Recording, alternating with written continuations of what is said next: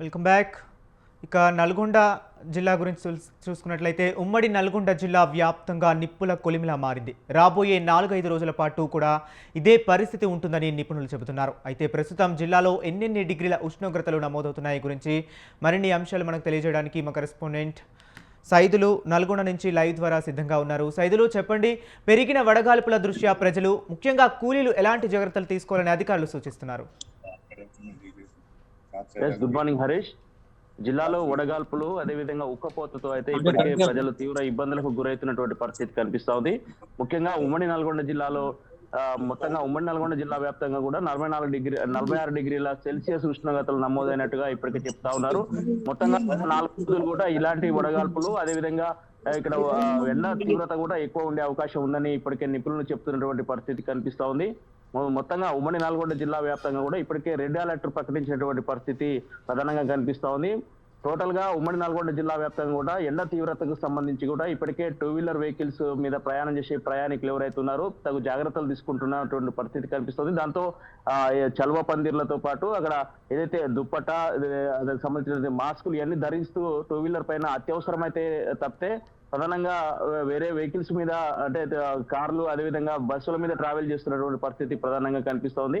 మొత్తంగా ఉమ్మడి నల్గొండ జిల్లా వ్యాప్తంగా కూడా ఇప్పటికే ఉదయం 9 గంటల నుంచి వెళ్ళి వడగాల్పులు అదేవిధంగా ఉదయం 9 గంటల నుంచి వెళ్ళి సాయంత్రం 6:30-7 గంటల ప్రాంతం దాకా కూడా వడగాల్పులతో కూడినటువంటి భారీ ఎండలు అయితే తీవ్రంగా దంచి కొడుతున్నటువంటి పరిస్థితి కనిపిస్తా ఉంది. సో మొత్తంగా ఉమ్మడి నల్గొండ జిల్లా వ్యాప్తంగా ఉన్నటువంటి ఏదైతే ఎండల తీవ్రతకు సంబంధించి కూడా ఇప్పటికే గ్రామాలలో కూలీలు కావచ్చు, భవన కార్మికులు కావచ్చు, ఇప్పటికే ఉపాధి హామీ కార్మికులు కావచ్చు, ఇప్పటికే గ్రామాలలో పనిచేస్తున్నటువంటి కార్మికులు ఎవరైతే ఉన్నారో చల్వ పందిళ్లు అదేవిధంగా ORS ప్యాకెట్లతో కూడా ప్రభుత్వం ఇవ్వాలని కోరుకుంటున్నటువంటి పరిస్థితి కనిపిస్తా ఉంది. మొత్తంగా ఉమ్మడి నల్గొండ జిల్లా వ్యాప్తంగా ఇప్పటికే ఎండలు తీవ్రతగా పెరిగినటువంటి నేపథ్యంలో ఇప్పటికే జిల్లాను కూడా రెడ్ అలర్ట్ గా ప్రకటించారు. ఇప్పటికే అధికారులు తగు సూచనలు చెప్తున్నటువంటి పరిస్థితి కనిపిస్తా ఉంది. ఎండ తీవ్రతను దృష్టిలో ఉంచుకొని కూడా ప్రజలు అప్రమత్తంగా ఉండాలని తగు సూచనలు చెప్తా ఉన్నారు. ఇప్పటికే వడదెబ్బకు సంబంధించి కూడా జిల్లాలో 2-3 మరణాలు కూడా జరిగినటువంటి పరిస్థితి ప్రధానంగా కనిపిస్తా ఉంది. కాబట్టి మొత్తంగా ఉమ్మడి నల్గొండ జిల్లా వ్యాప్తంగా కూడా ఉన్నటువంటి వడగాలు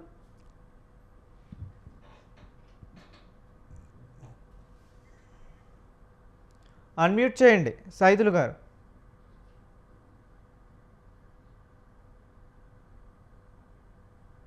ఇప్పటికే ఉమ్మడి నల్గొండ జిల్లా వ్యాప్తంగా కూడా ఇంకా కూడా 4-5 రోజులు ఇలాంటి సిచ్యువేషన్ కనిపించే అవకాశం ఉంది. కాబట్టి ప్రజలు అప్రమత్తంగా ఉండాలని చెప్తున్నటువంటి పరిస్థితి కనిపిస్తా ఉంది.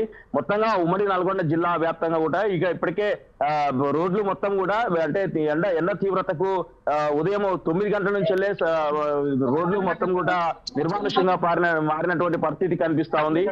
అత్యవసరమైతే ప్రజలు బయటికి వెళ్ళాలి, లేదంటే బయటికి వెళ్లే పరిస్థితి లేదని అధికారులు ప్రజలకు ఎప్పటికప్పుడు చెప్తా ఉన్నటువంటి పరిస్థితి కనిపిస్తుంది. Harish. Okay, right. Thank you Saidulu.